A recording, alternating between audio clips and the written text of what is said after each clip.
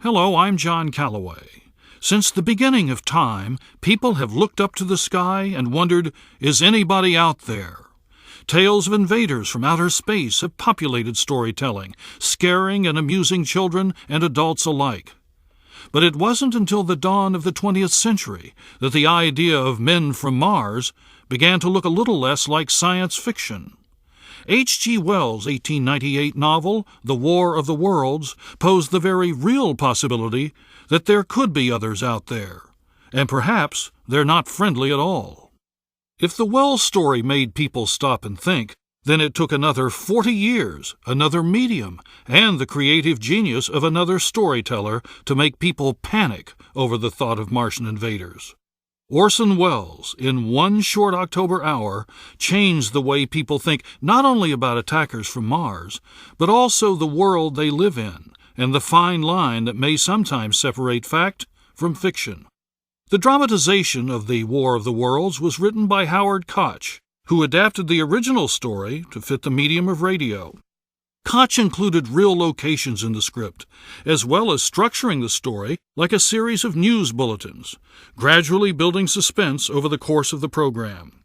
The resulting broadcast by the Mercury Theatre convinced more than 1 million listeners that the world was under attack. The next morning, as an apologetic Wells reiterated that it was just a radio play, the world knew it had been fooled badly and vowed never to be taken in again. The story behind this broadcast and the legacy that is The War of the Worlds is told here, on these pages and by these voices. Not every telling of the story has intended to shock and scare the audiences. Some presented a new point of view. Some tried to point out how far beyond our own understanding technology has advanced. And some have merely tried to amuse us and make us laugh at ourselves. But every adaptation has its roots in the H.G. Wells classic. Before we present the original Mercury Theatre broadcast of The War of the Worlds in its entirety, step back with us to America in 1938. With the Great Depression barely behind us and war looming on the horizon, we look to radio to inform and entertain. This particular night is the eve of Halloween, Sunday, October 30th. Your family has just finished dinner and is gathered around the radio. Maybe you turn your dial to NBC, where the Chase and Sanborn Hour, the evening's top-rated program, is featuring Edgar Bergen with his wooden sidekick, Charlie McCarthy. Or maybe you were among those who tuned to CBS to catch the Mercury Theatre on the air with Orson Welles. If you were, you may have been one of the few who heard the announcer say that this program was a dramatization of The War of the Worlds by H.G. Wells. As the clock strikes 8 in the East, this is what you hear. The Columbia Broadcasting System and its affiliated stations present Orson Welles and the Mercury Theatre on the air in The War of the Worlds by H.G. Wells.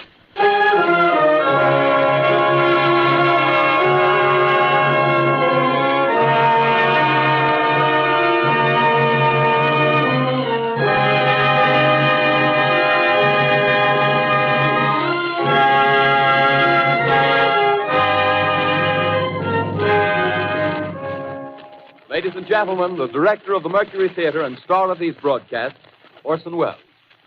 We know now that in the early years of the 20th century, this world was being watched closely by intelligences greater than man's, and yet as mortal as his own.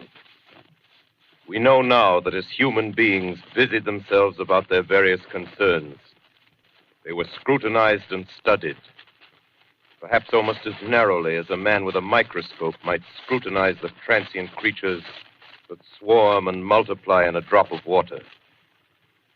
With infinite complacence, people went to and fro over the earth about their little affairs, serene in the assurance of their dominion over this small, spinning fragment of solar driftwood, which by chance or design, man has inherited out of the dark mystery of time and space. Yet across an immense ethereal gulf, minds that are to our minds as ours are to the beasts in the jungle, intellects, vast, cool, and unsympathetic, regarded this earth with envious eyes and slowly and surely drew their plans against us. In the 39th year of the 20th century came the Great Disillusionment. Near the end of October, business was better. The war scare was over. More men were back at work. Sales were picking up. On this particular evening, October 30th, the Crosley service estimated that 32 million people were listening in on radios. For the next 24 hours, not much change in temperature. A slight atmospheric disturbance of undetermined origin is reported over Nova Scotia, causing a low-pressure area to move down rather rapidly over the northeastern states, bringing a forecast of rain accompanied by winds of light gale force. Maximum temperature 66, minimum 48. This weather report comes to you from the Government Weather Bureau. We take you now to the Meridian Room in the Hotel Park Plaza in downtown New York, where you will be entertained by the music of Raymond Raquello and his orchestra.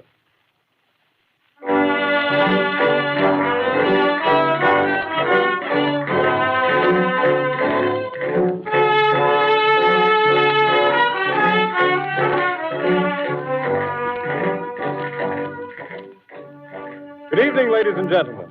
From the Meridian Room in the Park Plaza Hotel in New York City, we bring you the music of Raymond Raquello and his orchestra. With a touch of the Spanish, Raymond Raquello leads off with La Campesita.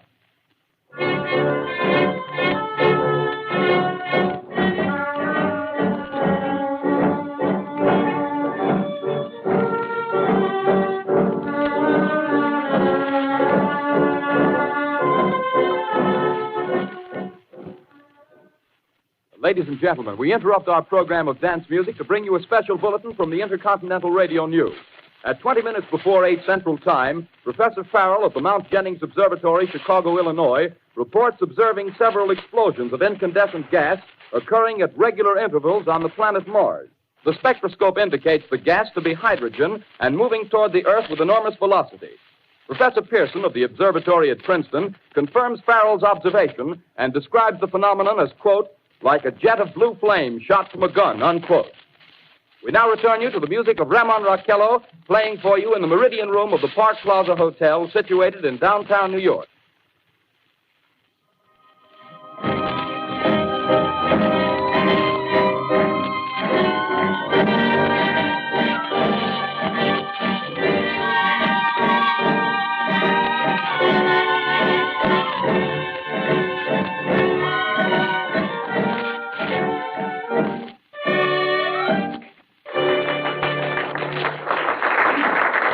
And now a tune that never loses favor, the ever-popular Stardust, Raymond Raquello and his orchestra.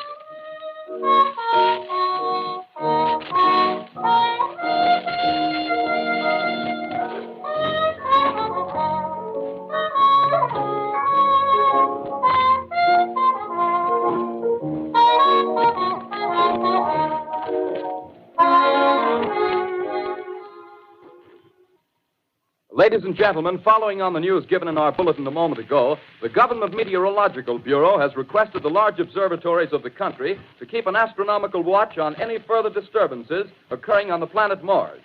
Due to the unusual nature of this occurrence, we have arranged an interview with the noted astronomer, Professor Pearson, who will give us his views on this event. In a few moments, we will take you to the Princeton Observatory at Princeton, New Jersey. We return you until then to the music of Raymond Raquello and his orchestra.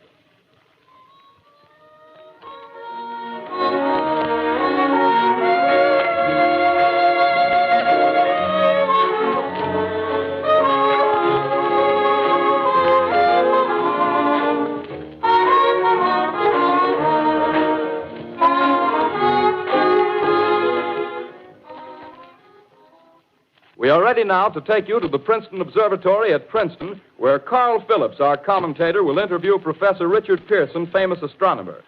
We take you now to Princeton, New Jersey. Good evening, ladies and gentlemen. This is Carl Phillips speaking to you from the observatory at Princeton. I'm standing in a large semicircular room, pitch black except for an oblong split in the ceiling. Through this opening, I can see a sprinkling of stars that cast a kind of frosty glow over the intricate mechanism of the huge telescope. The ticking sound you hear is the vibration of the clockwork. Professor Pearson stands directly above me on a small platform, peering through the giant lens. I'll ask you to be